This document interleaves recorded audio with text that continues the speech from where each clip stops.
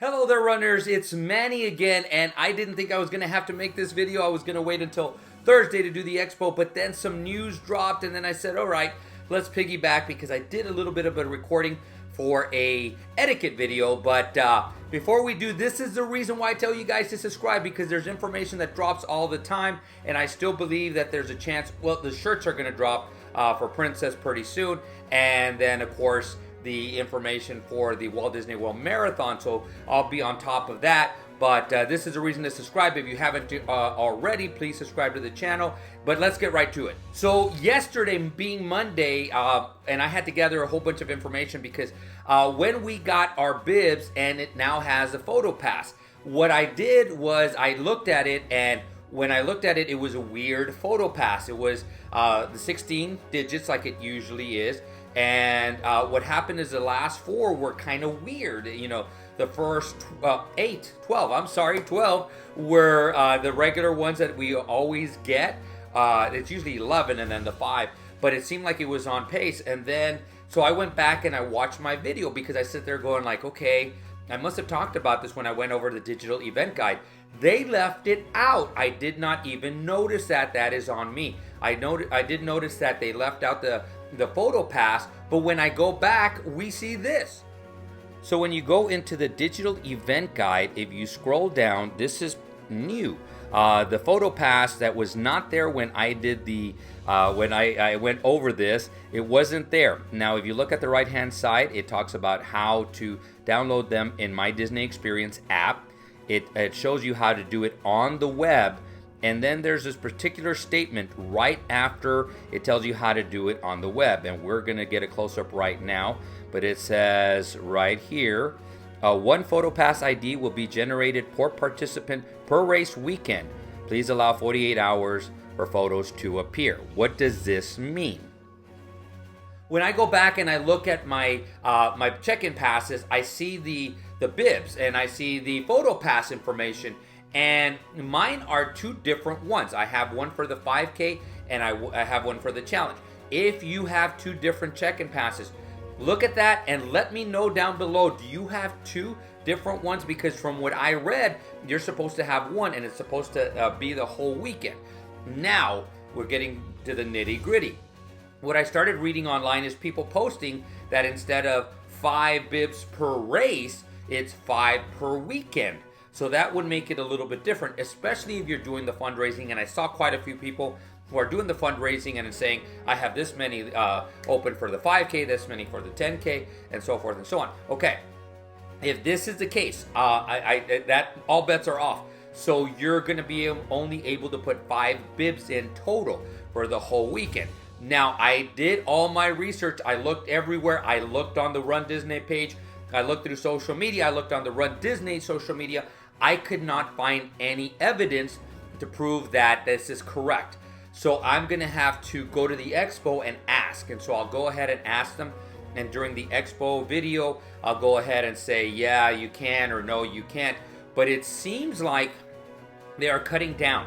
I'm not sure. There is speculation of why they're cutting down, and I'm not going to go into it because, again, these are not facts. They're just speculations or opinions on why they're doing it. So make sure that you adjust accordingly. So now what I would really recommend, if you're doing some fundraising and you are selling PhotoPasses on your memory maker or your annual pass, whatever it is, I would halt and I would let people know saying, hey, we're going to put you on hold, but please, keep us in mind until after so I can make sure that you get your photos, because if not, people are going to be disappointed. You're going to put in your number or two and maybe family members, and then all of a sudden there's not going to be anything left for anybody to get. So just make sure that you're aware of this information because it's not clear yet. Besides that, again, that's one of the things, really important information, because it kind of switches everything that we've been doing up until marathon weekend.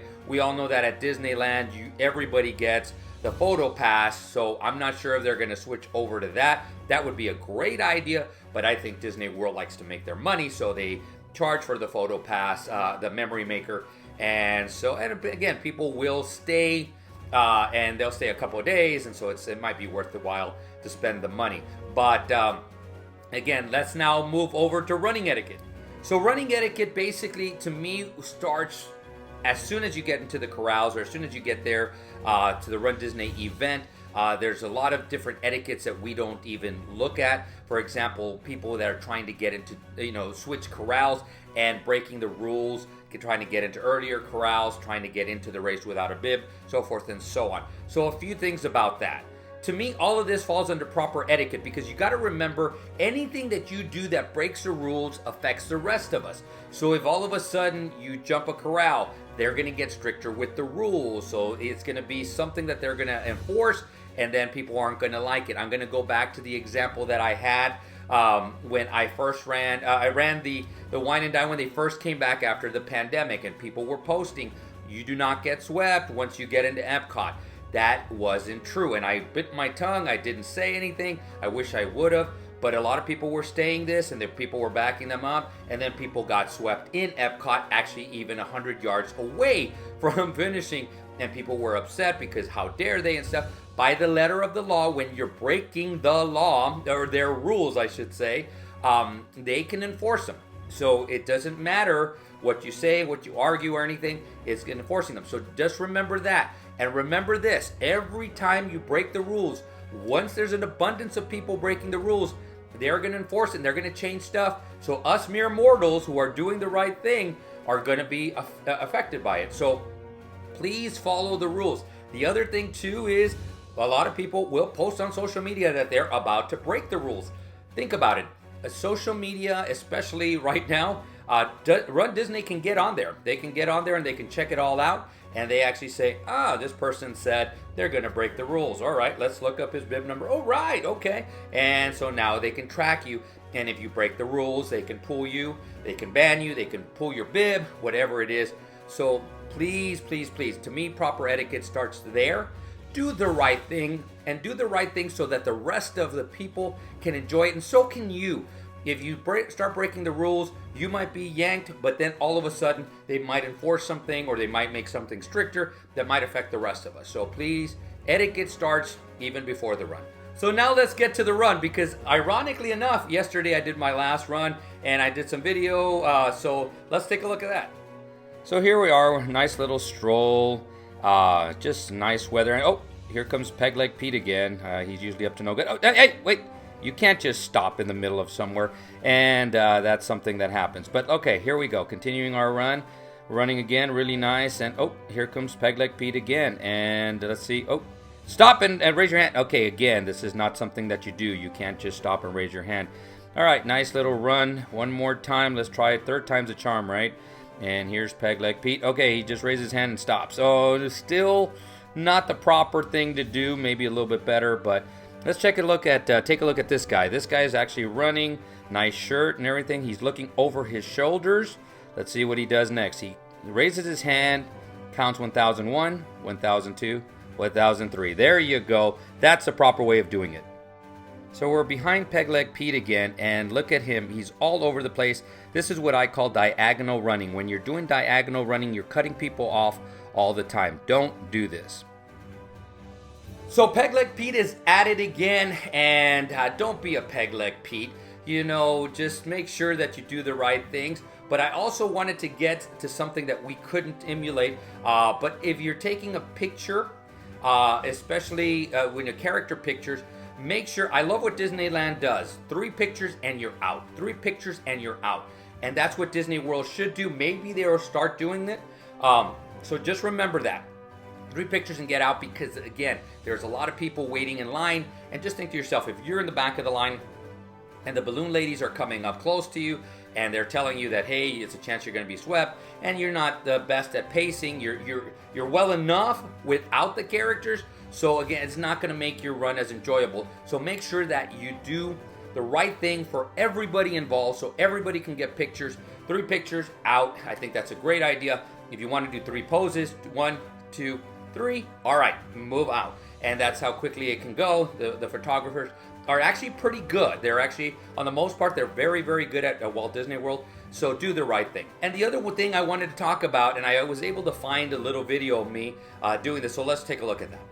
So as you're coming up on the green tents where the PhotoPass people are, I'm behind this guy right here. He's going to jump right here. But if you notice, I take a picture, move inside as quickly as you can. Others can get pictures. So what I do whenever I'm taking a picture is I come here, and then I take the picture, and then I run out. I run to the middle so that, you know, people can get the pictures. I said this on Sunday. I'll say it again. Go in, and again, beware. If you turn around, there's nobody behind you, then go ahead. But if there's people behind you, move to the side so that they can get pictures. I've had it both ways, so where people actually move out of the way so I can get my pictures. Thank you if you're one of those people who do it. And I've had it where they just stay there, and I actually had somebody stop and start posing and everything. Okay, that's not right, and I completely understand that sometimes these people this is going to be their only race, or their only race for a while. They hardly ever get to do it and stuff. But also can be considerate. You know, you can still be considerate and have a great time. So please, take your pictures, move out of the way, and let's move on. And the last thing I want to talk about is etiquette is when people are cross, okay? It's great pictures. I've always said I really enjoy it, and I have friends of mine because of certain circumstances that do it.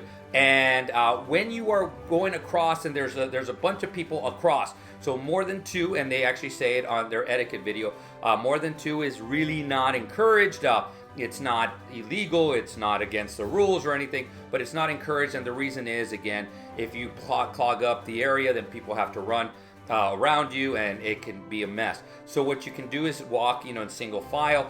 Again, I go back to the dopey runners, who I have not seen in years, and so I wish I could see them. But I have not seen them in years. But they used to run in single file, and I love watching them. They were proper etiquette. They always ran whenever they were going to do anything. They moved to the side. They were great. I mean, they were classic example, proper etiquette. So if you're going to be across, especially at the finish line, and I do understand some of the circumstances, do it as quickly as you can, then move out of the way so that others can get their finish line photos. Because again, going back to it, we need to understand that there are some people that this is the only time they're going to be running. There are some people this weekend, this is their only run. They're never going to do this again, and they might be going through a lot in their life. So just make sure that you understand, hey, let's make this enjoyable for everybody.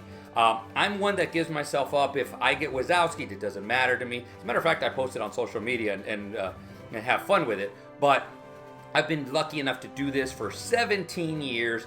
And again, this is great and everything. So, but please make sure that you understand that, hey, everybody should have fun. So that's it. I went a little bit longer than I thought, but thank you very much. We're going to see you guys at the expo on Thursday. Again, I'm traveling tomorrow. Those of you traveling tomorrow, please be careful, because I know that there's a travel advisory, weather advisory, I should say, that it could actually delay your travel or cancel, whatever. So that's why I did that video on Sunday. So far for me, I'm going to be able to leave tomorrow morning. I'm actually packed and ready to go right now. So I keep looking to see if it changes. If it changes, I'm on my way to the airport, get my hotel, and I'm on my way. But magical luck. I hope to see you guys. Again, I'll probably see some of you at the airport. Then I'll see you guys at the parks. I'm going to see you guys at the expo, at the runs, before, during, after. So guys, create a magical day. Create a magical run. And guys, see you sooner than later.